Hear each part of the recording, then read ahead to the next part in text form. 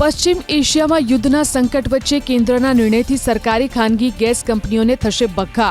શહેરોમાં ચૂલા સળગતા રાખવા સરકારનો પીએનજી ફરજિયાત કરવાનો નિર્ણય. પીએનજી કનેક્શન વધારવા જિલ્લા સ્તરે સંકલન સમિતિ બનાવાશે. પીએનજી લેનારે એલપીજી કનેક્શન કરવા પડશે સરેન્ડર. મોંઘવારીનો માર સહન કરતી જનતાને વધુ એક ફટકો. ખાંડના કડવા ઘૂંટથી હવે અડધી ચાનો ભાવ 10 કે 12 રૂપિયાથી વધીને થયો 15 રૂપિયા. અડધી કોફીના ભાવ પહોંચ્યા 20 રૂપિયા. 10 દિવસમાં 45 રૂપિયા કિલોએ મળતી ખાંડના ભાવ 70 થયા. ખાંડના વધતા ભાવ પાછળ મહારાષ્ટ્રના સુગર બેલ્ટના નિષ્ણાતોએ સરકારને ઠેરવી જવાબદાર. કહ્યું, શેરડીનું વાવેતર સતત ઘટી રહ્યાની જાણ છતાં સરકાર ઊંઘતી રહી. ખાંડનું ચાલુ વર્ષે ઉત્પાદન ઘટવાનો અંદાજ હોવાની જાણ છતાં નિકાસ ચાલુ રાખવા ભાવ થયા બેકાબૂ. ક્રૂડના વધતા ભાવ વચ્ચે બ્રાઝિલે પણ ઇથેનોલમાંથી પેટ્રોલ બનાવવાનું કર્યું શરૂ. દુનિયાભરમાં ખાંડની અછત મુદ્દે બ્રાઝિલને ઠેરવાઈ રહ્યું છે જવાબદાર. વરસાદમાં વિલંબ, તાપમાનમાં વધારાને કારણે શેરડીની ઉપજ 3 ગણી ઘટવાની આશંકા. 15 ઓક્ટોબર સુધી વિદેશથી આવશે ખાંડનો જથ્થો. ખાંડની કાળાબજારી કરતા શખ્સો સામે સરકાર કરશે કાર્યવાહી. ખાંડના પુરવઠા અંગે ચિંતા ન કરવા દેશભરની શુગર ફેક્ટરીઓના સંગઠનના પ્રમુખનું આશ્વાસન. કચ્છ સૌરાષ્ટ્રમાં આગામી 3 સપ્તાહ ખેતી માટે નિર્ણાયક.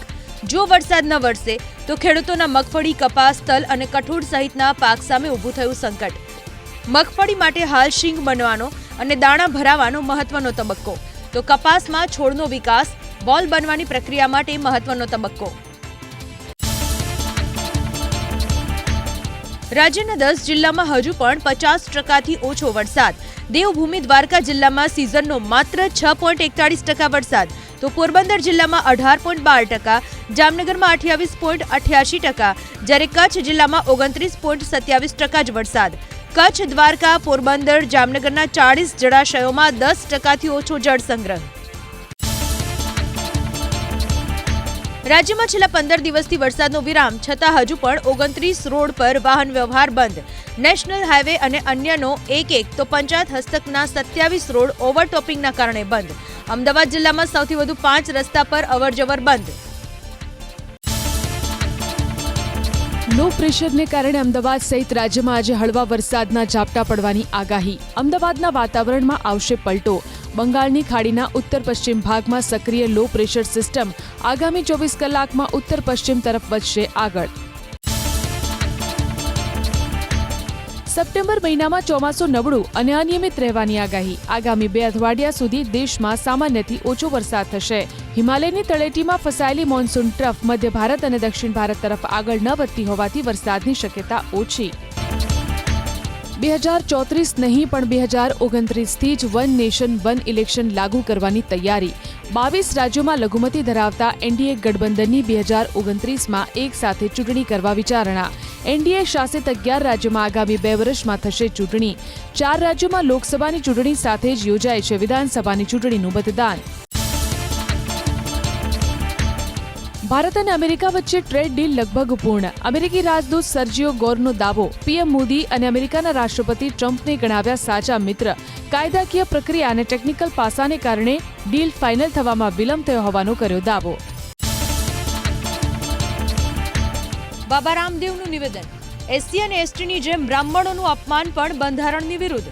બાબા રામદેવે વન નેશન વન ઇલેક્શનનું કર્યું સમર્થન. બોલ્યા, આનાથી દેશમાં શિક્ષણમાં થશે સુધાર, વિકાસની ગતિમાં પણ થશે વધારો.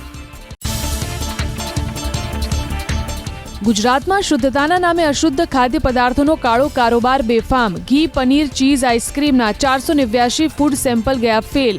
પ્રશાસનની ઢીલી નીતિના કારણે મિલાવટખોરો બેફામ. ભેળસેળિયાને માત્ર 35.17 લાખનો દંડ. 134 વિરુદ્ધ જ નોંધાયો કેસ, તો 1096 સેમ્પલની તો ચકાસણી જ ન થઈ. સંસદના ચોમાસુ સત્રને લઈ અસમંજસની સ્થિતિ. કોંગ્રેસનો દાવો, સરકારે હજી સુધી સત્રની પૂર્ણાહુતિની નથી કરી જાહેરાત. કોંગ્રેસનો સરકાર પર સીધો આરોપ. પરિસીમન બિલ માટે 2/3 બહુમતી મેળવવાની ફિરાકમાં છે સરકાર. ચંડીગઢ પોલીસે આતંકી ગતિવિધિ સાથે સંકળાયેલા 3 લોકોની કરી ધરપકડ. પકડાયેલા આરોપી બબ્બર ખાલસા ઇન્ટરનેશનલ સાથે જોડાયેલા. પકડાયેલા આરોપીની ઉંમર માત્ર 19 થી 21 વર્ષ. આરોપીઓ પાસેથી 5 કિલો જિલેટિન વિસ્ફોટક, ડિટોનેટર, પાવર સોર્સ અને 5 જીવતા કારતૂસ મળ્યા. બિહારમાં વિદ્યાર્થી આંદોલનની અસર. પરીક્ષામાં સુધારાને લઈ સમ્રાટ ચૌધરીની સરકારનો નિર્ણય. પરીક્ષામાં સુધારા માટે 5 સભ્યોની બનશે સમિતિ. ટેકનિકલ આધારિત પરીક્ષા પદ્ધતિ યોજવા પર મુકાશે ભાર. 3 મહિનાની અંદર સમિતિ આપવો પડશે રિપોર્ટ.